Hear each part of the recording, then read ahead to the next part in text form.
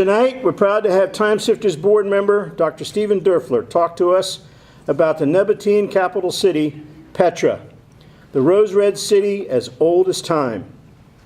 As one travels south from Amman, Jordan, into the fringe of the Arabian Desert, the land of Edom, one begins to encounter the world of the Nabatean Arabs.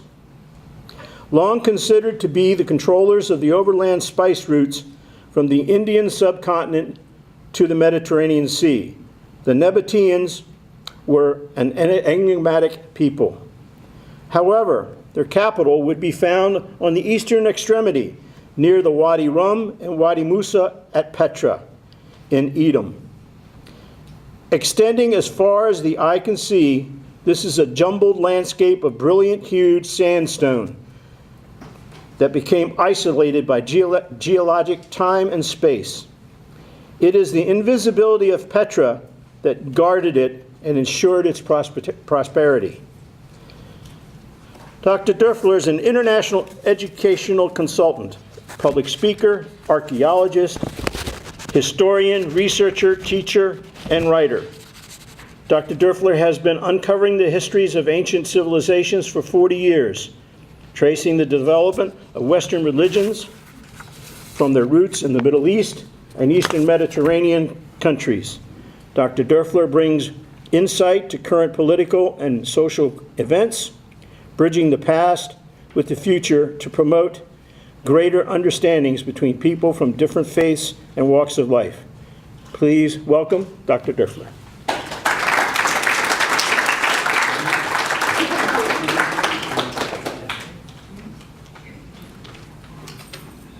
Good evening. It's nice to see you all here. Well, Smitty told you everything. I'll take any questions now. When my mother used to hear that introduction, she'd say, "What, you can't hold a job?" But before we get started, because Smitty's going to change the program to get my program up instead, I just want to take a moment to express all of our concern over the tragedy of Paris just in the past couple of days. It should be down there, yeah. One to that one. And we got to go to the beginning. It started at the beginning. It's amazing how Notre Dame could survive a couple of world wars and the yellow vests just about a month ago, only to be heavily involved in a massive restoration effort that apparently went awry. So we can only hope and pray that the restoration and reconstruction will happen quickly and happen in a proper manner so that we can go back and revisit the splendor of an 850-year-old cathedral. Okay, so I guess I stalled long enough. How many of you have ever been to Jordan? How many of you have been to Petra? But none of you have been there with me. Going to have to work on that one. One of the most famous of World Heritage sites throughout the Middle East is the site of Petra, called the Rose Red City, as old as time. And if you travel south, this may sound familiar because Smitty stole it from my presentation to give the introduction. But we are talking about a group of people whose life hinged on desert living, yet were still involved in the world's oldest profession. And I see Al with that grin on his face over there. That's the second oldest profession. The world's oldest profession was guiding and protecting of caravan routes. The second oldest profession followed in its footsteps, but we're not talking about it. The Nabateans, with their capital of Petra, extended their reach all the way to the southern tip of the Arabian Peninsula, over into the fringe of the Indian Ocean, and then back to the shores of the Mediterranean along the area of what we consider today to be the Gaza district and the state of Israel.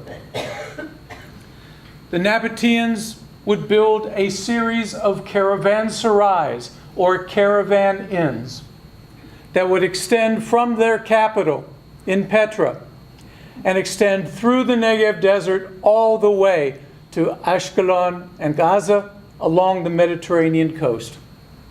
These would anchor the trade route and protect the trade route in addition to anchoring it.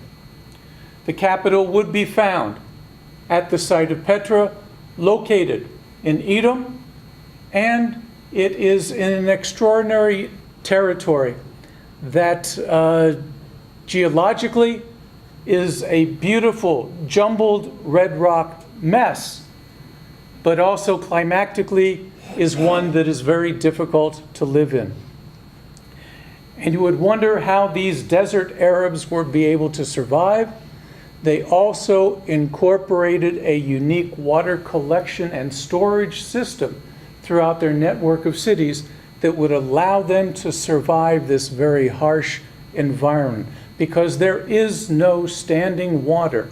There is no annual rivers in this region. It simply is through groundwater and through the capturing of water through the infrequent winter rains. The site of Petra, as Smitty indicated, see, I'm going to refer to you constantly tonight, is hidden from view for the average visitor, the average wanderer, the average pilgrim exploring this part of the Edom desert. It is surrounded by cliffs that rise in some places over 600 feet in elevation.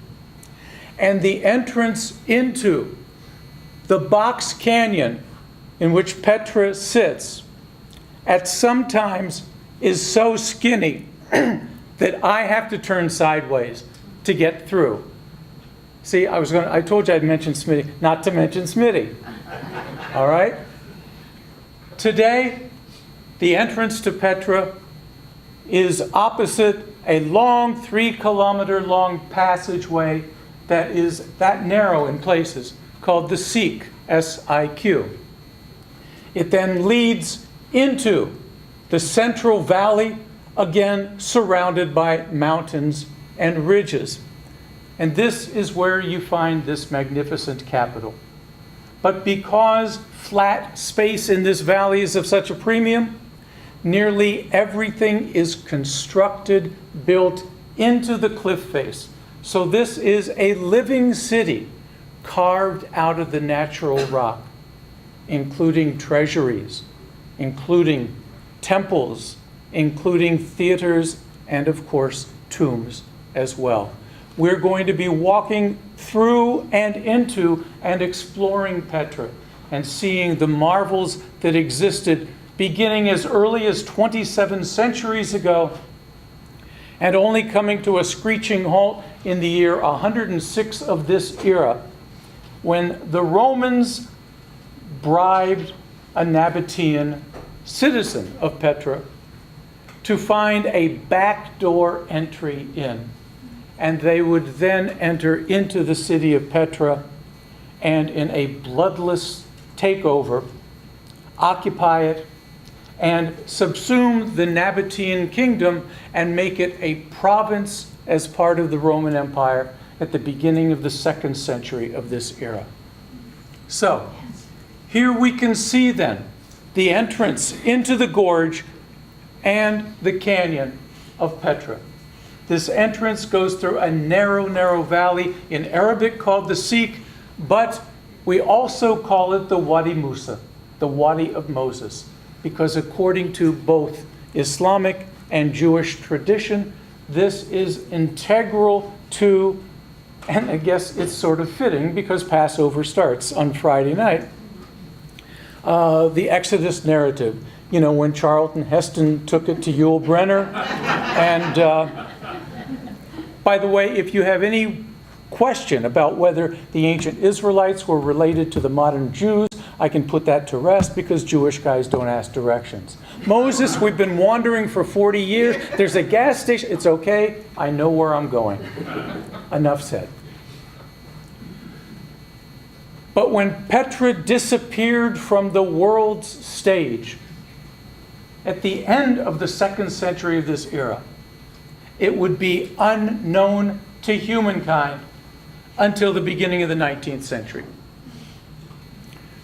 A Swiss explorer by the name of Johann Ludwig Burckhardt in 1812 carried out a series of pilgrimages throughout North Africa and the core of the Middle East.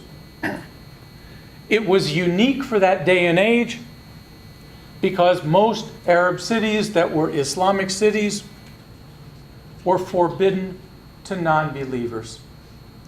That if you were Jew or a Christian, you simply couldn't enter into these holy Islamic cities. So what did Burckhardt do? Excuse me. See, I get all choked up over this stuff. He adopted the moniker of Sheikh Ibrahim. He became fluent in Arabic. And living with the Bedouin, the nomads of Sinai Peninsula, he was able to become one of them. And as a result, he was able to infiltrate many Arab cities and even enter into the holy city of Mecca, because you could only enter into the holy city if you were a Muslim. But he would die soon after his visit. He wouldn't be able to even publish and garner the respect and honor that was accorded to him because he died in Cairo from food poisoning. And for those of you who went with me to Egypt last December, I told you not to drink the water, right? He was only 33 at the time. But he would begin to open the door to other European adventurers, pilgrims, and travelers. One of them was David Roberts. And David Roberts then was able to enter in because he had a firman, an edict that was signed by the Ottoman Turkish Sultan. And he would enter into Petra and watercolor it to his heart's content. And you can see the entrance to the Siq right here on the right in one of his beautiful pen and ink and watercolor images. We'll be seeing a number of these as we proceed through the site. But the very first place that you come to, right at the main entry to Petra, is what's known as the obelisk tomb. It's really a series of a couple of tombs that are carved out of the living rock. And you can't miss it because there's a big green dot on the ground to point it out. And as Smitty knows, I'm a very funny guy. If you don't think so, it's your problem. It's not mine, okay? Here we can begin to see the beautiful rock-cut facade, and then all of the loculi, the burial niches, are carved inside the mountain itself. Here you can see it from the front, and the line drawing shows you why it was called the obelisk tomb, because fronting it at the pinnacle, you have 1, 2, 3, 4 obelisks that show you the internationality of the Nabateans. They controlled the trade routes. They came into contact at that time with Judeans, with Syrians, with Egyptians, with Medians, with Persians as well. And here you can see this architectural element from Egypt adorning this very first tomb. Inside were 5 different loculi or chambers facing a central pavilion that served as the dining room and the prayer room, because the Nabateans, on the anniversary of the death of their relatives, would come and have a banquet and celebrate and break bread in the tomb proper to honor and pay homage to their deceased relatives. The entry to the Siq was originally arched over with a beautifully carved, engaged arch that rose about 45 feet above your head. This obviously has collapsed in antiquity. However, it wasn't in that long ago of antiquity that it collapsed.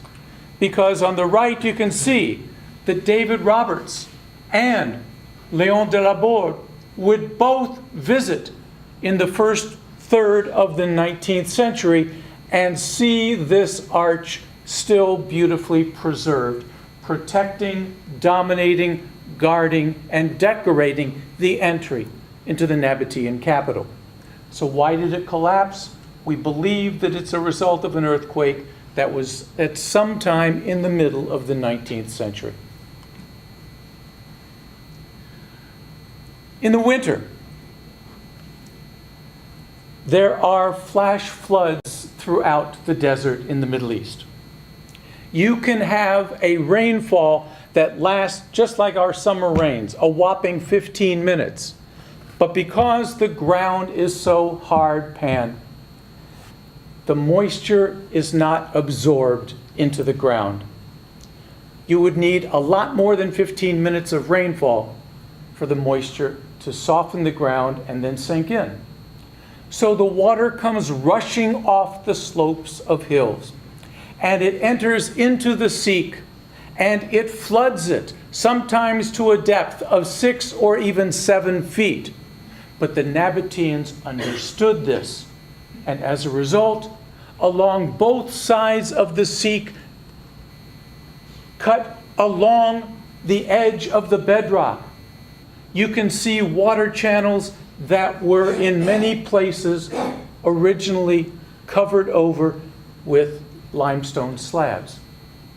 In other places, they even installed ceramic pipes. And why would they install the ceramic pipes?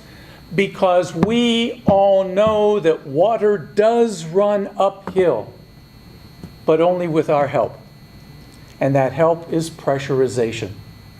The Nabateans understood this. And although the water is flowing through the lowest levels of the Siq in these rock-cut channels, as they want to force the water higher into rock-cut cisterns in the city, they reduce the diameter of the water flow with the pipes, which means that the same amount of water, the same volume, when it is reduced into a smaller area, moves faster. And if it moves faster, that means then it can run uphill.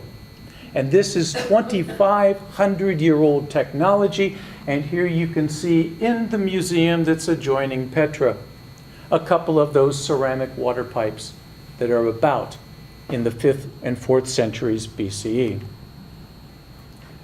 The Siq is a natural fault, though. It is not human-made. And they don't make stone like this in many places of the world, because you look at the natural striations, the geologic formations, and it is a riot of color and beauty, and it simply dazzles the eye. But you can see as well, as you proceed through this area, which is just about 3 kilometers, a little over 1.5 miles in length, at some places, towering above you, you can barely see daylight. And the Siq itself narrows down to, in some places, only 4, 5, on the average 8 feet in width. So in other words, if you are not standing outside the Siq and looking straight into it, you're going to miss that narrow entry, and the city will be protected and naturally defended. And here you can see a couple of other views. Now, for those of you who are not as physically capable, the Bedouin, for a price, will put you in a horse-drawn carriage to go about halfway. And then they will unceremoniously dump you out, because you have to walk the rest of the way because the carriages can't fit and there is no moving sidewalk. And it's $80 US. $80. Well, then I'm sorry, but you got taken to the cleaners. The last time I was there, it was only $12. but I didn't do it. I was there in December. You were there in December? My condolences. I mean, for the $80. But congratulations on getting there. Now, I know that looks like a zebra, but it's not. Those are the natural striations that you find in the variegated colors of the natural pink and red bedrock. You also find carved and charcoaled along the walls of the Siq inscriptions that are in Greek, that are in the Nabatean language, which is a Northwest Semitic dialect, and in Latin as well. In other words, this was a who's who register for hundreds of years of people who would come to visit this city. But the Nabateans also were sort of whimsical sculptors as well. If you are involved in the world's oldest profession, you want to have some imagery of it because Wi-Fi connections were not very good once you were walking through the Siq. So along part of the Siq, you can see some tantalizing bits and pieces of engaged sculptural art. On the left, you can see the feet of a camel. And because running behind the camel is one of those water channels, apparently after the site was abandoned, water erosion wore away and destroyed much of the statuary. But you can make out then the upper rear leg, the foreleg, the belly of the camel, and the Nabatean guide who was leading the camel into the Siq. It's incredible stuff. Once you walk through this 3-kilometer-long Siq, you come to the very first stunning entrance. And I'm sorry, but Hollywood couldn't have planned this any better. The very first building that you come to is referred to as the Khasne in Arabic, colloquially named the Treasury. And on the left, you can see a pen and ink done by David Roberts in 1839, and it's perhaps the greatest rock-cut monument in the world until we end our journey with another great rock-cut monument all the way to the rear of Petra. And you couldn't, like I said, plan this any better because you're going through the Siq and it's only about 8 feet wide at the very end, and you turn the corner and there, just peeking out at you, is this stunning building, at least its facade. And it hasn't changed much for 2 centuries, especially the view. Charles Irby and James Mangles, who were in the British Royal Navy, came to Petra, and this is what they said when they first saw the Khasne. A beam of stronger light breaks in at the close of the dark perspective and opens to view, half seen at first through the tall, narrow opening, columns, statues, and cornices of a light and finished taste, as if fresh from the chisel, without the tints or weather stains of age, and executed in a stone of a pale rose color, which was warmed at the moment we came in sight of them with full light of the morning sun. You can see that these guys didn't have a Twitter account because we don't even write like this any longer. But this is that first glimpse that we see and the first glimpse that they saw in 1818. We do not know with what to compare this scene. Perhaps there is nothing in the world that resembles it. And once you make that final little jog, this building stands fully carved out of the living rock, right in front of you. Léon de la Bourde, a 19-year-old, would visit in 1826 and say, "Suddenly we emerge into a natural courtyard, face to face with the glowing perfection of the Treasury. Its elaborately carved facade is alive with a cast of Nabatean deities and mythological creatures." This is the facade as David Roberts saw it, and then this is the facade today. The Red Rock City, as old as time, is beckoning to you, and this is your introduction. The symmetry of this Greco-Roman style facade is unparalleled. The proportions of this building are nearing perfection. And it takes your breath away. That's all that I can say about it. However, when we look at it today, we have to appreciate that it is not at the same, or it is at the same ground level, but the courtyard area is not the same ground level as it was when it was first constructed close to 2,400 years ago. In 2003, the Hashemite Kingdom of Jordan and its Department of Antiquities would carry out a series of trial excavations in 5 by 5 meter squares, I might add. And they would discover that the paving associated with this building meant that it actually rose 13 feet higher above you than it does today. The archaeological term that we use is schmutz. All right. Oh, we don't use that term. But the fact is that over centuries of abandon, close to 1,800 years of abandonment, the ground level has risen with dirt and debris 13 feet. And that is the area that you stand on today. But you can see in the lower left picture, a colleague of mine was part of that excavation work that was carried out, and you can see them beginning to reach not only the original paving outside the Chazne, but the retaining wall that had an additional series of steps that led up to its approach. You have statues of the Dioscuri, Castor and Pollux, according to Roman mythology. And they were to guide the souls of the dead into the Elysian fields.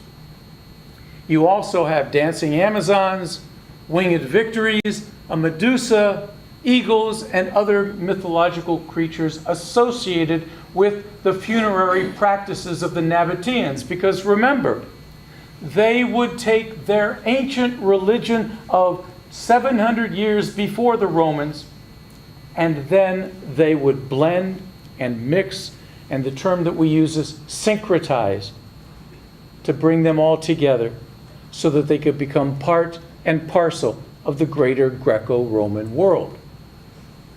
The upper pediment is separated from the main and first floor by a line of unbroken rosettes across here, and it's divided into 3 parts. The tholos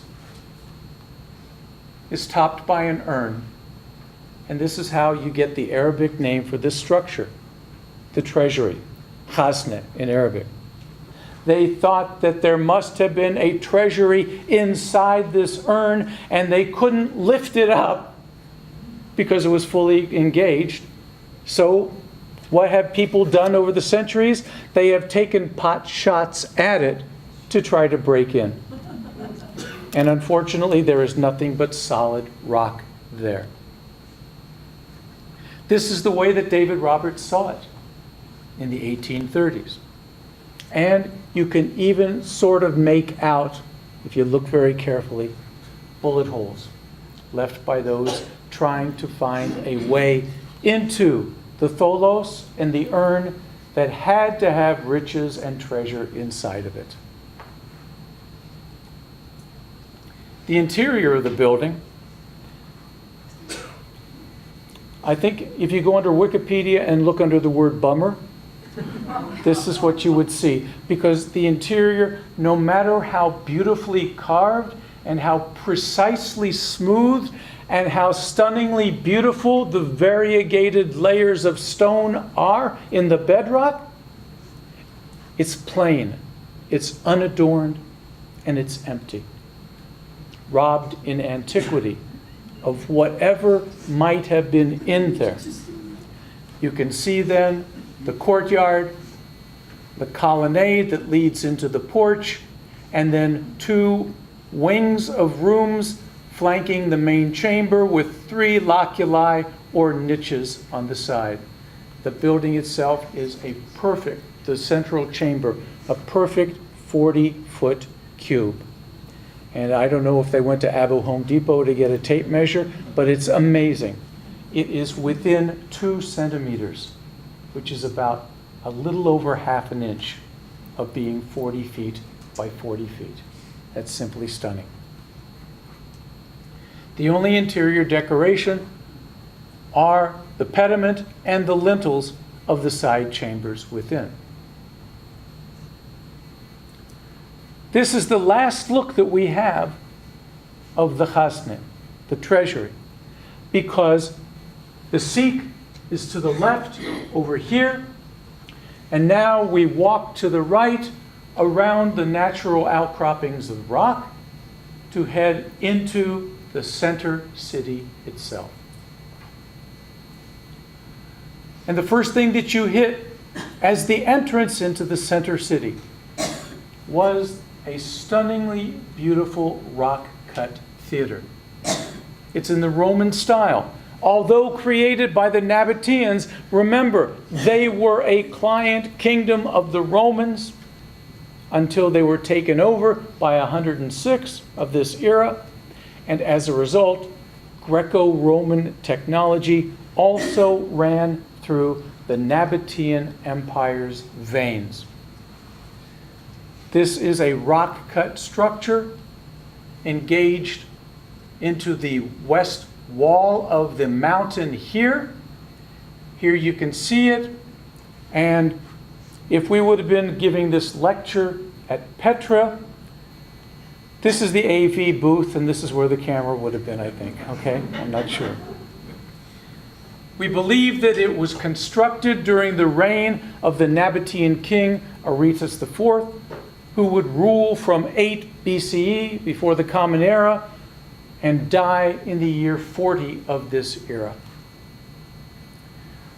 The auditorium has 45 rows of seats. There are 3 horizontal sections dividing it up into wedges that were called cunae in Latin. We believe that it held 6,000 to 8,500 people, or 3 times as many as the Rays would need for any home game, right? But some people believe that if it was standing room only and you felt like you were on a Delta Airlines coach class seat, you could squeeze maybe 10,000 people into this theater, which was roughly 1/3 of the population of the entire city. The orchestra itself is 82 feet in diameter. And here you can see the various cunae with the rising staircases separating them, and the 3 different areas. You had the expensive seats, the mid-range, and then you had the nosebleed section far to the rear. Now, based on the excavations of this theater, it gave the plan for, do you remember drive-in theaters? I think for most of you, I can say that, with my college students that I had in the past, what's a drive-in theater? You pull into the parking lot? Anyway, you know how they brilliantly positioned the screen so from the road you saw the backside and you couldn't watch the movie unless you paid to get in?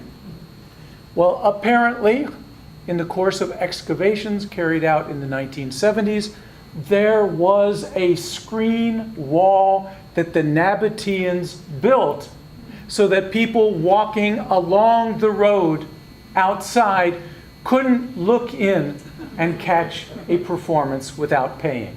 I think that's pretty smart myself.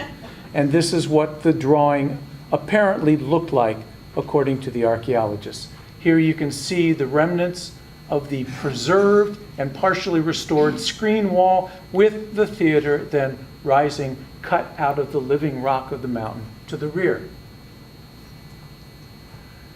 The stage building would lead directly to the orchestra.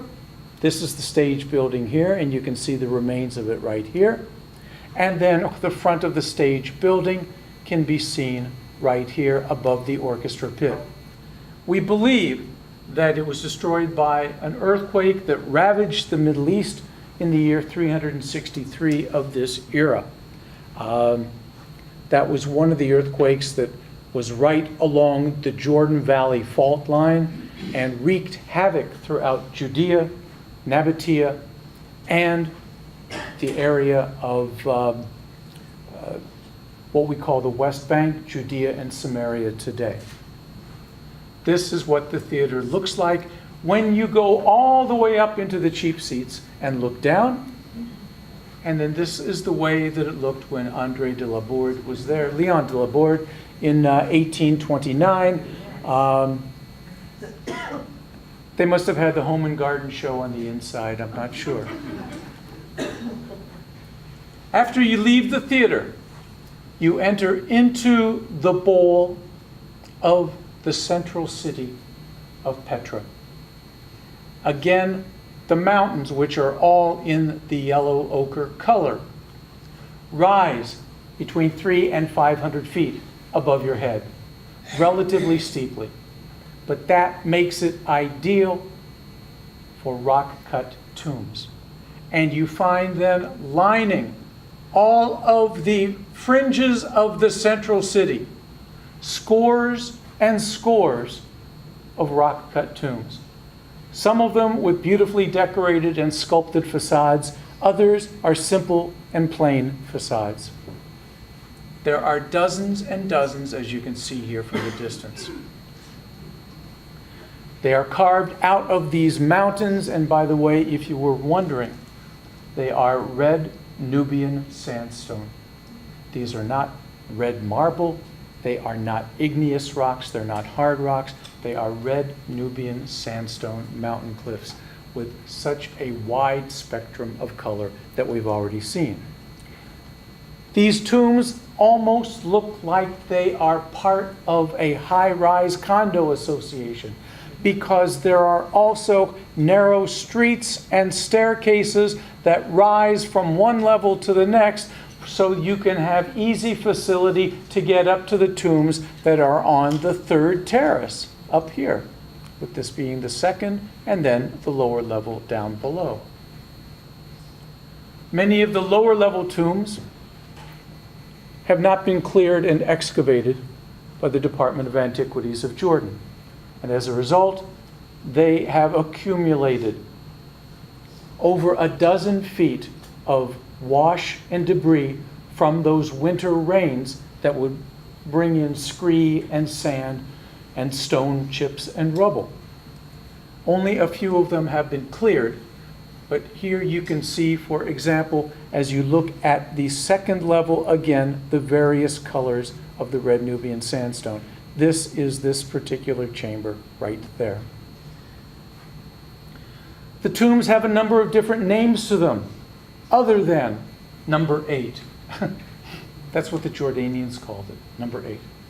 But the Nabateans referred to it as the Urn Tomb.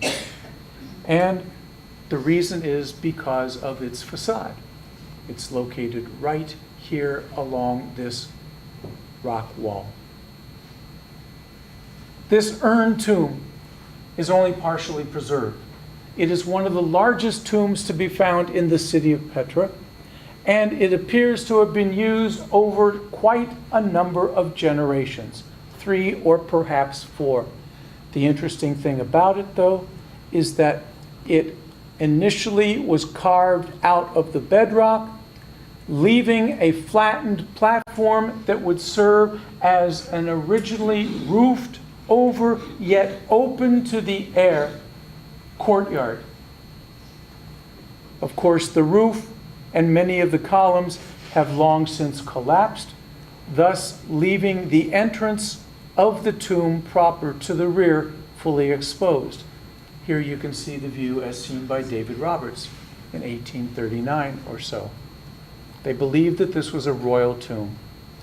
When you are above it looking back and down, you can now see the open courtyard, which originally had a roof. It was not a stone roof, we don't believe, but it was more like the term that we would use archaeologically speaking is wattle and daub. Wooden framework of wooden beams with then a mixture of twigs, branches that were imbued with a crushed white limestone plaster, thus making it somewhat watertight and obviously protecting you from the elements. The courtyard itself was 70 feet wide. We believe that it was constructed by the son of Aretas IV, who was Malchus II, who ruled from 40 to 70 of this era. The lowest level reminds you of a temple, because after all, these were considered to be wonderful temple-like structures as monuments to the dead. The upper level had 3 different chambers or loculi where the deceased would be placed. And the deceased in the Nabatean world were buried primarily on stone beds, but then, as was symbolic of many of the religions of the ancient Eastern Mediterranean, this was only the mobile home that we rented while we were on earth. And once our flesh and muscle and sinew had disappeared from the skeleton, that signified the notion that you have gone off to wherever you're going. Maybe it was Palmetto, I don't know. Is anybody from Palmetto? Whew, I got out of that one okay. All right. But then, because you only had 3 chambers or loculi with stone beds, what did they do? They would respectfully and reverently gather up the bones and place them in a bone box, an ossuary. This was not sacrilege because that was only the mobile home that you rented. That wasn't really you any longer. Do you follow me? So you have both primary and secondary style of burials as part and parcel, not over of the general Middle East, but also of the Nabatean culture as well. It was extraordinarily well polished, and here you can see the beautiful facade close up. However, in the 5th century, the Byzantine world would make its presence felt in this abandoned location, because they would take this structure, say that it looked an awful lot like a temple or a basilica, a church-like structure, and they would convert it into a Byzantine basilical style church. And the date is 447 because we have this in evidence coming from the ecclesiastical authorities in the city of Medeba, which is located on Mount Nebo, just about 120 miles to the north in Jordan today. The Siq tomb was beautifully positioned because from the Siq tomb you have a stunningly beautiful view of the entire central city of Petra and the Cardo, the main street that ran through the heart of the city. So what better place to be buried so you had a good view of the city, right? When you didn't have anything better to do? All right. But the colors here are variegated as well. Pale pinks, darker reds, and even a pale, almost azure-like blue in a couple of the veins of the stone of this mountain. It's a stunningly beautiful tomb. Adjacent to it is the Corinthian tomb, so named because of the use of Corinthian-style engaged capitals, which was one of those Greco-Roman orders. The Corinthian style is the one with acanthus leaves that run around the capital in usually 2 different beautifully carved bands.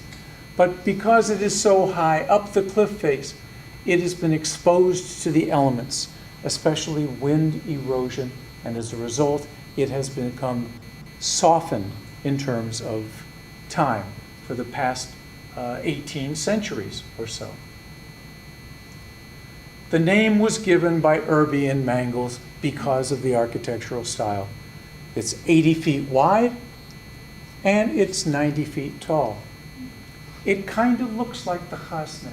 It kind of looks like the Treasury because it has that urn or that tholos in the upper register as well.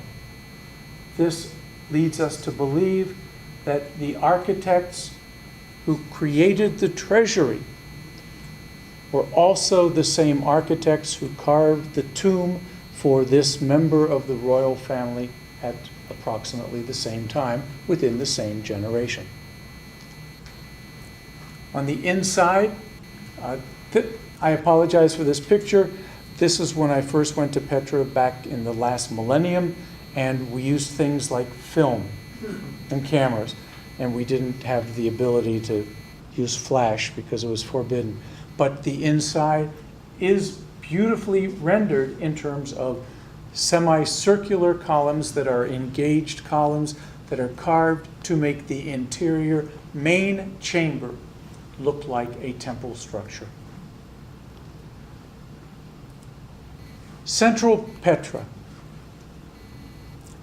And this is where the end of Wadi Mousa, the dried riverbed of Moses, comes. You entered into the Siq, which was the Wadi Mousa. You went through the Siq until you got to the Treasury. And then you entered into the floor of the valley, and you have the box canyon, dead ends on all sides. So this is the end. And it's a good thing Charlton Heston didn't walk in there, because he would have never found his way out, I suppose. There are small houses and buildings that flank the Cardo, which is the main street of Petra today. Today, it has been preserved, and in some places it has been reconstructed to give everyone the notion, the flavor of what the main street of Petra might have looked like. It still runs preserved 300 meters, which is pretty much pushing 950 to 1,000 feet. Stunningly well preserved. It was an elevated roadway, elevated by a couple of courses of stone. Why? Because the floor of the central valley of Petra, of bedrock, is uneven. And it was much easier to do what we call a stylobate. Have any of you ever heard of that before? Well, I just said so. You're not listening? You go to any Greek or Roman temple, and you will see that they are built on a platform of 2, 3, 4, 5 different steps. Why? Because the bedrock is uneven. So what the architects and engineers did was to build a walled platform around the base of the area that they wanted to build their building, whether it be a temple or a treasury or a palace or whatever. Fill it in with dirt and debris, rectangular space, flat, and then pave it over and then build their structure on top of it. It was much more difficult to try to hand chisel the bedrock to flatten it at a lower level. So the stylobate of this roadway, the Cardo, the main north-south street of any self-respecting Roman city, was 2 to 3 courses, depending on the bedrock, higher than the houses and public buildings that flanked the roadway. So in other words, you had to watch your step if you were leaving the road to go into a building, and find the place where there was a small staircase to go down, because you could easily take a tumble. We believe that it was finished in its final shape by that same king, Aretas IV, who died around 40 of this era. Some of the most important public buildings and shrines could be found on both sides of this Cardo, running from right to left. The Emperor Trajan was not happy with it. Apparently it was an uneven. The flagstones had settled at some point in time, and Trajan decided that he wanted it to be much smoother. So according to a couple of edicts that we are familiar with, after he conquered Petra in 106 of this era, he ordered the Sarasota County Public Works Department to repave the Cardo. And they probably did a better job back then than they do today. But here you can see then some of the original repaved paving stones that date to the beginning of the 2nd century of this era. Flanking both sides of the Cardo was a sidewalk that also was elevated by one course, and a curb that ran along the length of the sidewalk to make sure that you kept your chariots in line as you went through the paving. And then there was a stunningly beautiful colonnade that had well over what we believe to be 450 or so columns flanking the Cardo as it ran through the heart of town. This colonnade would then form the cover over the sidewalk that flanked and then faced all of the buildings that lined the Cardo. And here you can see the restoration of some of those columns as carried out by the Department of Antiquities today. If you look very carefully, you will notice that these are not monolithic columns, but rather these are stone drum columns.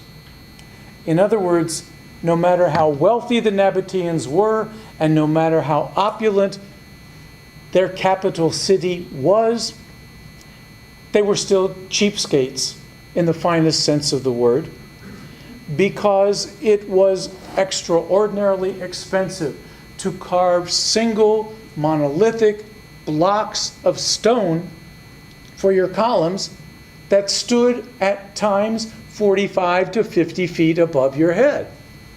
You ran the risk of not seeing flaws in the stone, and all you need to do is look at a flaw in a stone and it will crack.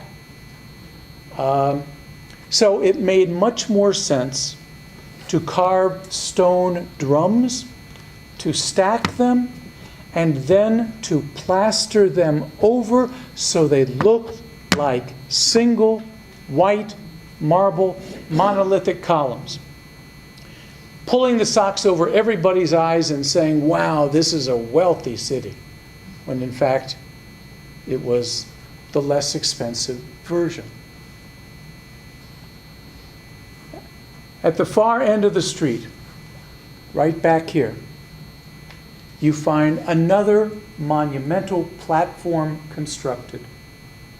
And this would form the basis for what has been called by Philip Hammond, one of the major excavators there in the 80s, 90s, and the first decade of the 2000s, a great temple complex.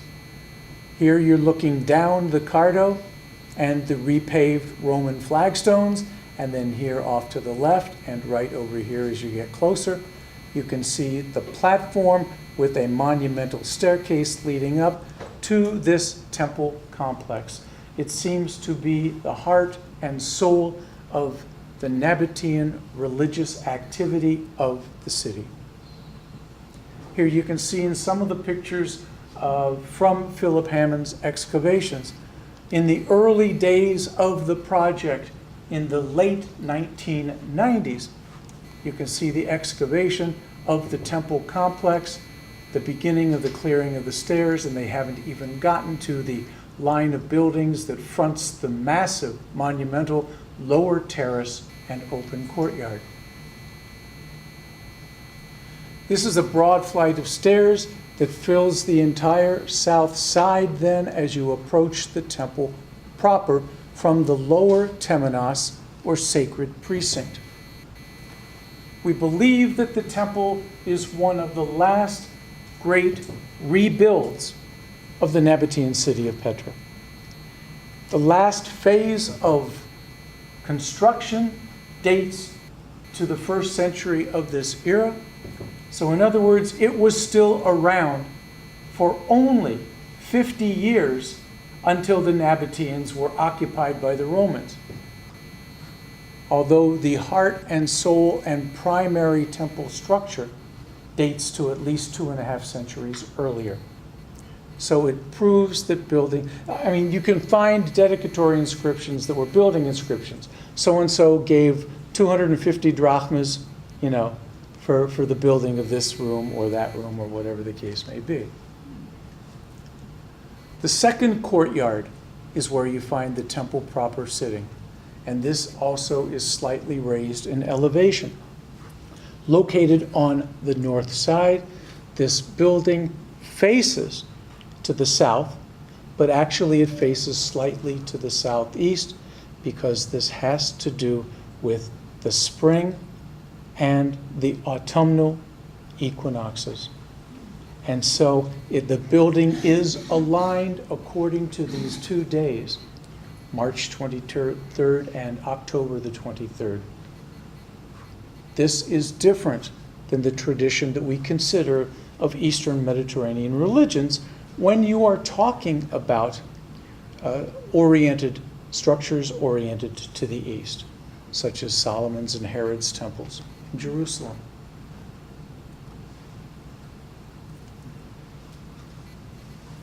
Apparently, they saw need for a multiplex at Petra because there is a very small theater that's called an Odeon that would be excavated. Here you can see it in the process of being excavated in the late 1990s, but here you can see it the last time I was there in 2006, fully excavated.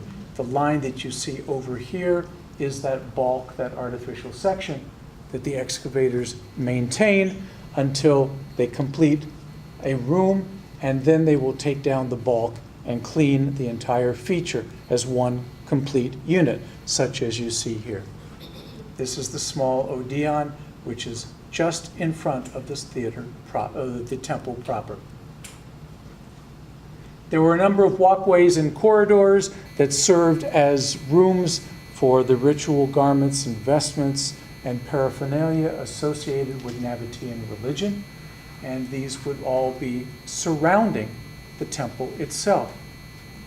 And for those of you who may have been to Egypt, this may look very similar because at the same period of time, roughly, the period of the Ptolemaic Egyptians, the Grecicized Egyptians, you have got service rooms and chambers surrounding the innermost sanctuaries and the Holy of Holies. So this is an architectural style and technique. We can't say which came first or in which direction the relationship was, but all of these structures are of a similar floor plan. So maybe they went to Architects Are Us and got the same kind of floor plan. I'm not sure. At the far end, the western end then of the Cardo, you find a ceremonial gate. Because obviously you can see just another 150 yards in the background, you have got the mountains of Petra surrounding the city. So where does this gate go? It doesn't go anywhere. But it serves as a sacred reminder that you are entering a sacred precinct of temples and structures along the Cardo. So this ceremonial, symbolic gate was called the Temenos Gate. In Greek, Temenos means sacred precinct. It was a beautiful gate that was symbolic of the same kind of architecture that we find in Rome, notably the triumphant arch.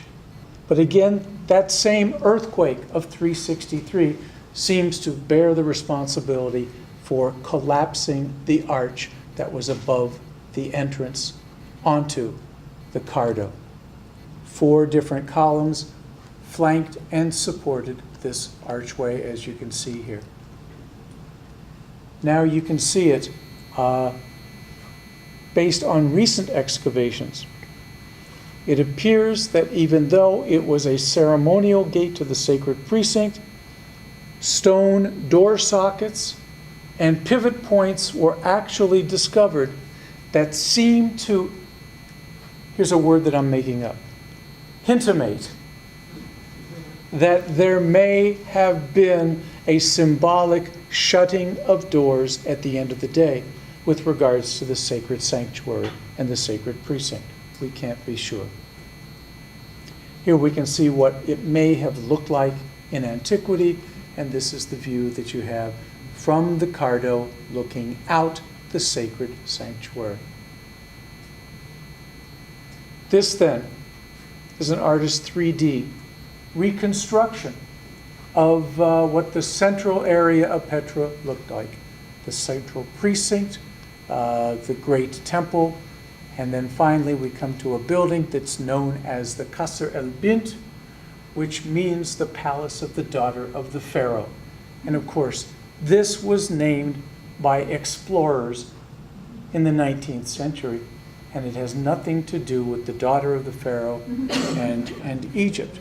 But the entire name is Qasr al-Bint Pharaon.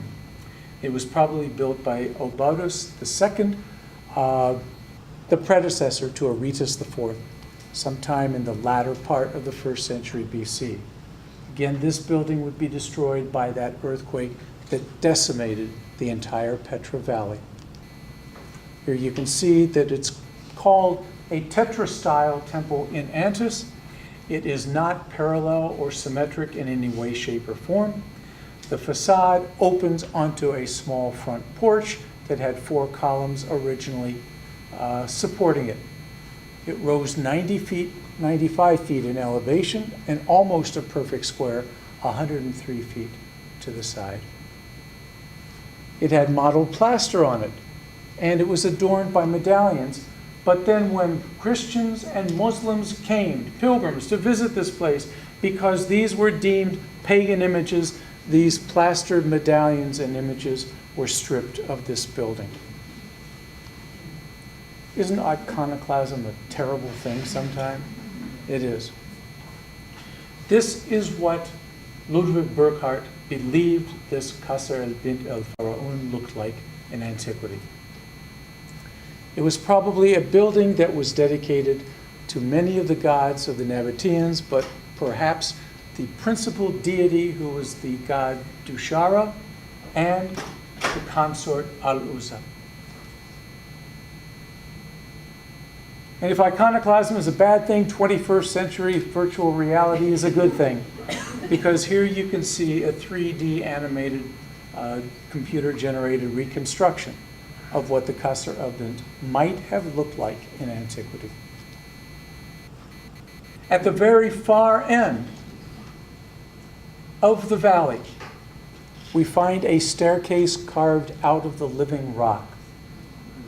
And this is the area that the Romans were eventually shown from far above and led down to enter into Petra from the backside. It's called the processional way, and it leads us to the last monument that we visit, called Deir, the monastery. It is not a monastery, again, that is the name ascribed to it. It's 800 steps up. Going up isn't the problem, guys. It's coming down. And when you get to the 800th step at the bottom, your knees feel like liquid jello. Trust me, I've done it once. And that's it. I've been to Petra 6 times. Here then, at the top of a white sandstone promontory, not red Nubian sandstone, you find this spectacular building called Deir, beautifully carved with its facade into this outcropping of rock. And again, you are 800 steps, and roughly speaking, we're talking about 1,200 feet above the floor of the valley of the main city of Petra. the beautiful porch and facade, and a single small chamber with an arcosolium, or a small niche to the rear. We believe that it was a tomb, but it's been cleaned out, so we don't have an idea. It's 160 feet wide, 127 feet high, 2 different stories, and the Nabateans loved their urns, as you can see here. The innermost room is nearly 36 feet square. It's tough to imagine the dimensions of this structure until you get adventuresome and you climb up a little bit behind Deir. Those are 3 of my students. I wouldn't be caught dead there. But of course, my excuse was somebody has to take your picture. Right? Now you get an idea. The tholos, the top of this urn, the lid, is nearly 20 feet in diameter. But you don't even imagine that from down below until you get up here. But to show you the genius of the Nabatean sculptors, they used not only the Corinthian style, but also the Doric style of architectural sculpture as well. From there, you go back down. You can either go down by the staircase, or you can take a more precipitous way through some of the most beautiful scenery that you have ever seen in the world. And again, the end of the Nabatean Empire comes in the year 106 of this era, when the Romans would occupy it, and they would place their 10th and 3rd legions, Fretensis of the Sea Strait, which also had been based in Palestine, and Cyrenaica from Cyrene, to occupy the land of the Nabateans and to incorporate the Nabatean kingdom into the Roman Empire. It would become known as the province of Arabia Petraea, or Arabia of Petra. This then is the rose-red city as old as time, a Nabatean capital that was unknown to us until about 220 years ago. One of the most spectacular wonders of the ancient world that should have been included in the new ancient wonders of the world. A city as old as time, a city that has seen songs and poems written about it. And I'll just leave on one final note. Before the 1994 peace treaty between Israel and Jordan, a number of my friends who were part of the Golani Brigade of Israel, for a number of generations, there was a Deir that you would cross and sneak across the border and make your way to Petra and to buy a pack of Jordanian cigarettes and bring them back. And a couple of my friends did that. And remember, this is crossing what was an armistice line because the 2 countries were still technically at war. But today, you don't have to worry about that. You only have to wait about 38 hours to cross the border between Israel and Jordan to get to the Rose-Red City, as old as time. But when you do go there, I suggest that you stay at a hotel called the Tibet Zaman, because King Hussein, of blessed memory, knew that with the peace treaty and accords with Israel, tourism would blossom. There was a 19th century Bedouin village called Tibet Zaman, about 3 kilometers away from Petra. It was abandoned after World War I. King Hussein had it photographed from the air. He had it drawn and measured and surveyed. Then he had it restored and renovated so each hut of a villager became a small suite in the hotel with air conditioning and running water. The mayor's house became the reception. The city hall became the dining room. The hammam, the bathhouse, was still the bathhouse. And it's an incredible place to stay. So it is a great gateway and entrance into the Nabatean capital in the eastern edge of their wonderful empire. If there are a couple of questions, we'll take them. If there are any answers, I'll question them.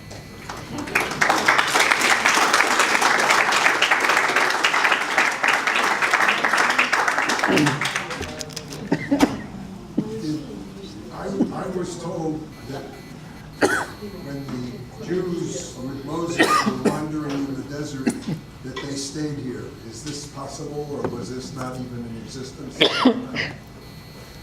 That's an impossibility. Excuse me. I run out of my throat just at the right time.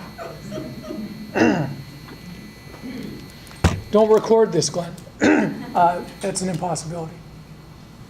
They may have stayed in the vicinity for a few days, but Petra simply did not exist and would not exist for another 13 or so centuries. That's so wild to wait. Yeah. Yes. Here and then over here. How did they carve those buildings out of the... How do they carve them? You've got to remember now, we are talking about iron technology, and red Nubian sandstone is relatively soft. Iron chisels and tools. Did they use scaffolding? Did they use scaffolding? Of course, there is no evidence for that, but in a couple of the tombs, there are holes that are cut into the facades along the edge, and we can presume that these were for the insertion of some wooden beams for scaffolding. And then with the scaffolding, you need lumber.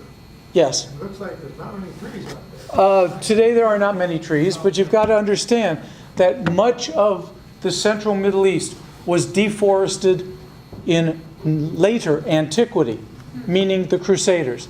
The Crusaders knew how to build in two ways. Castles out of stone, everyday run-of-the-mill villages and houses out of wood throughout Europe, because wood was in abundance.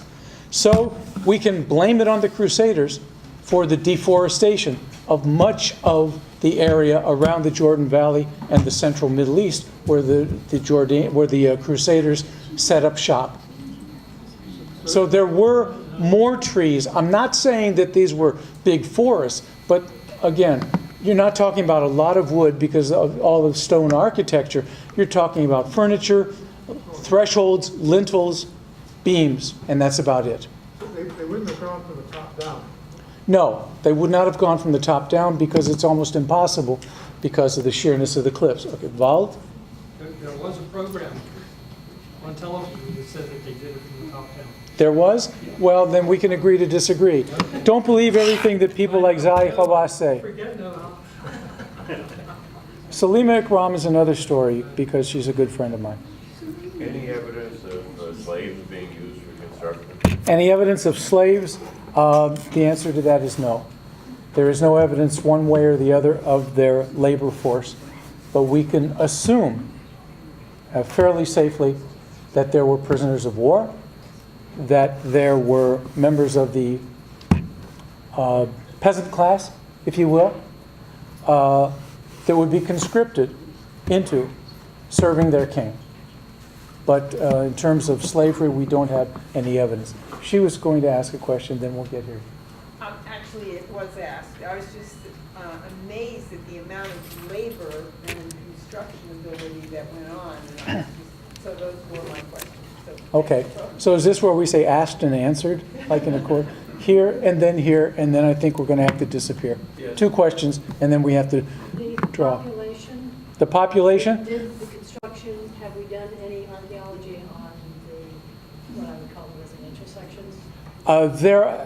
There have been private houses, but we're talking about foundations that are 1 or 2 courses high of the socle, and that's about But it. do we have an estimate of what the Well, they population- believe that, as I said before, if you took 10,000 as the population of the theater, that was about, they believe, 1/3 of the population of the city. So that's a So- lot of structures that have to be somewhere. Yes, yes. But the whole valley is pretty much unoccupied by public buildings other than the Cardo and the buildings that flank it. The rest of There it, hasn't been a lot of work on it. no, but there hasn't been a lot of work either. And then we have one final. It's not a question, it is a statement.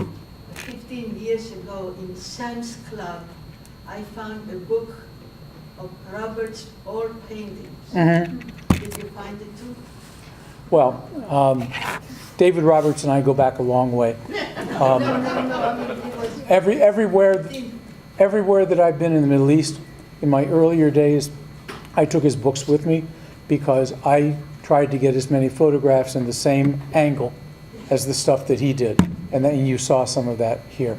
Then we have one final. She's been waiting. Is Jarash the place outside of? Jerash? Jarash related, was it Nabatean? No, Jerash was not Nabatean. Jerash was a Greco-Roman city. It was one of the cities of the Decapolis. It's about an hour and 45 to 2 hours, depending on whether it's in season or not for traffic, north of Amman. Okay. Okay, get out your tickets. This is the raffle book.